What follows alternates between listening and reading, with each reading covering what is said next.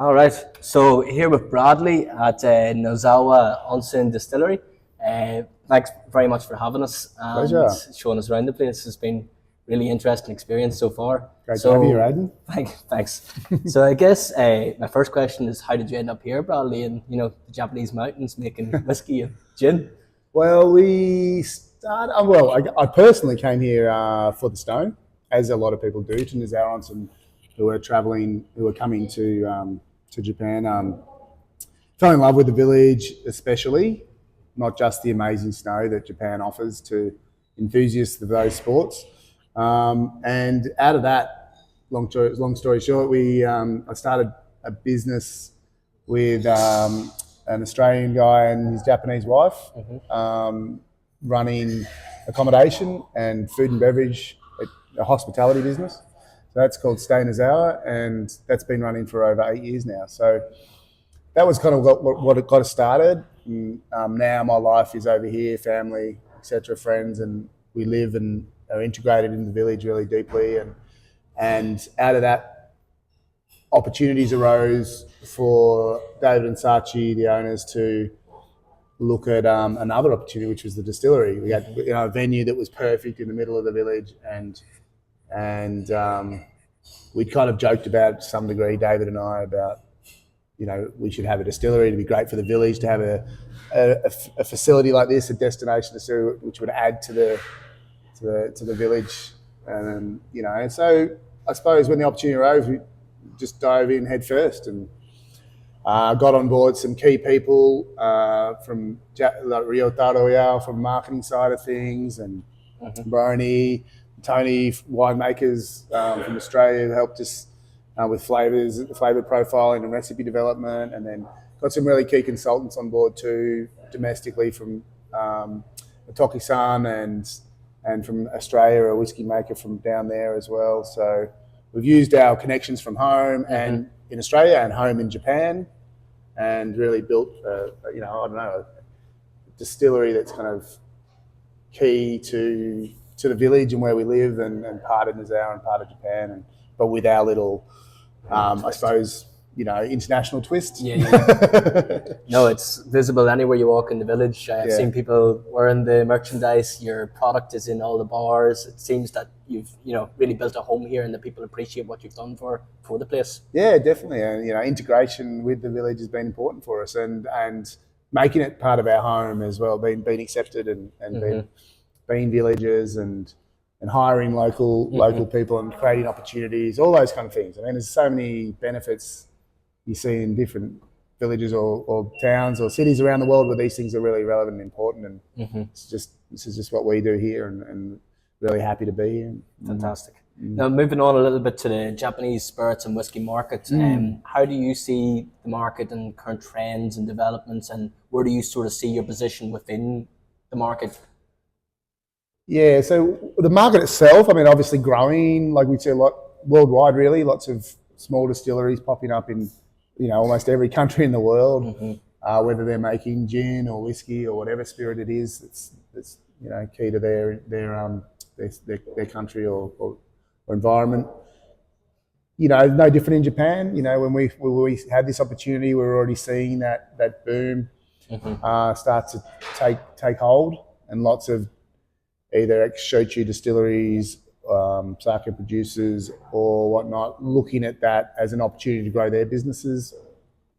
Obviously, the Japanese whiskey market in general, is actually quite old, 100 years or more, and with some big players in the industry. So to see these younger businesses, smaller businesses start up and is adding to what was seen as like there was a hole in the market in Japanese whiskey when the boom started and everyone wanted Japanese whiskey. Everyone saw an opportunity to add stock to that hole, I suppose. So that has led to a lot of spirit that's going to be coming onto the market soon, I think, like good quality Japanese single malt, in that Japanese kind of like flavor profile, which we all know and love. So some really exciting things coming out there, but we wanted to be a little bit more unique and more new world in our approach to what we did with the whiskey, to add a to be relevant, but to add a new flavor profile or new flavor profiles to the market, which will help expand the Japanese, profile really, and have more opportunities when it comes down to, the future of whiskey in Japan, with the more variations and blending opportunities that can and collaborations that can happen between distilleries could be quite exciting. So we want to do on that side of the fence, I suppose. Yeah. And be unique in that way. So we've done certain things in our whole project and the way we've got to where we are that are really kind of based on that philosophy. Mm-hmm.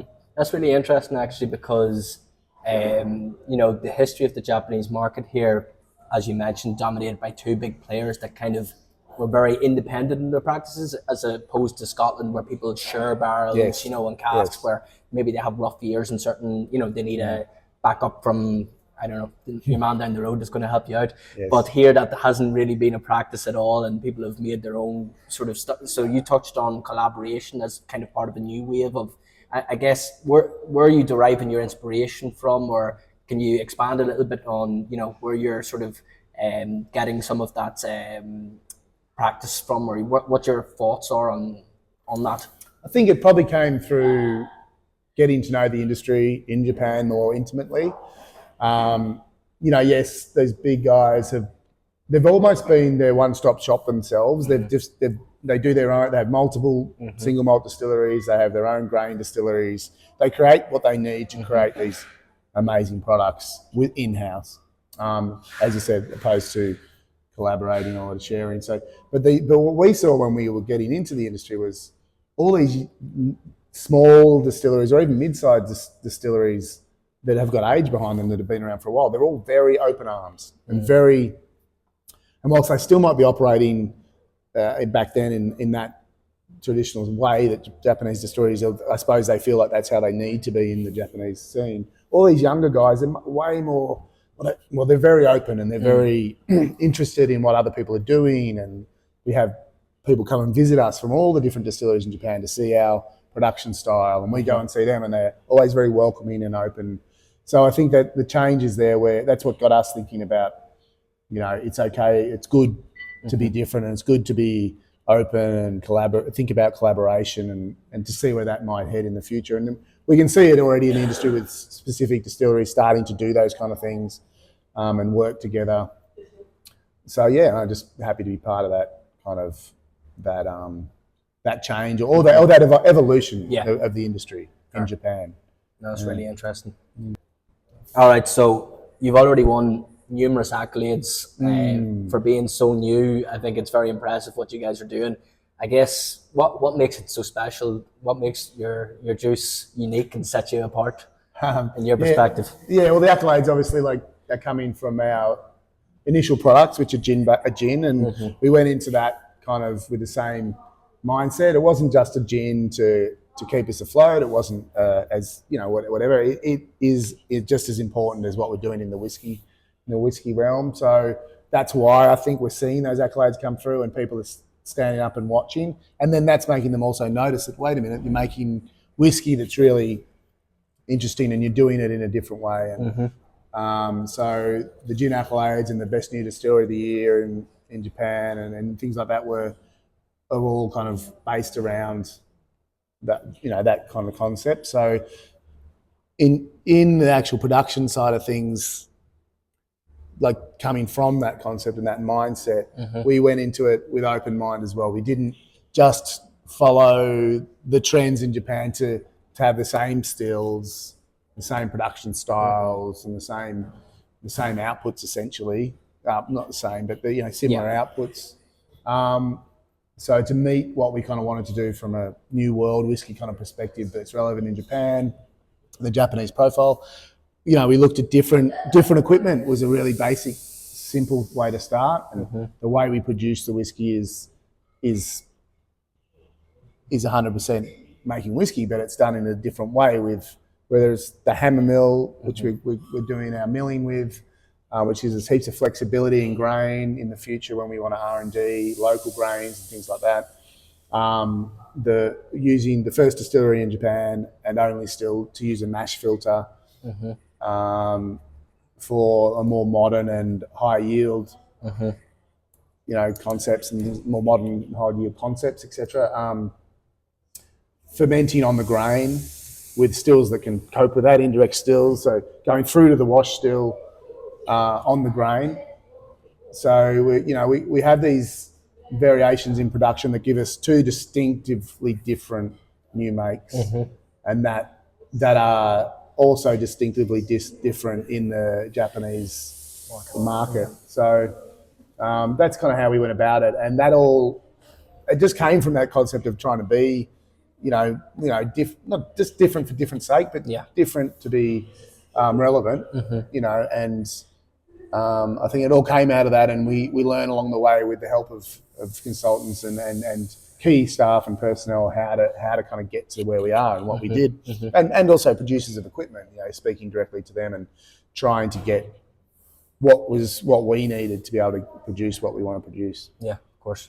In being kind of first movers and being different, sometimes that can come at a cost in terms of, the local market may not be ready for it sometimes. So I guess, how important to you will the export side of things be? Are you looking to be export focused straight away, or are you looking to grow domestically first, or what's the cadence on that look like?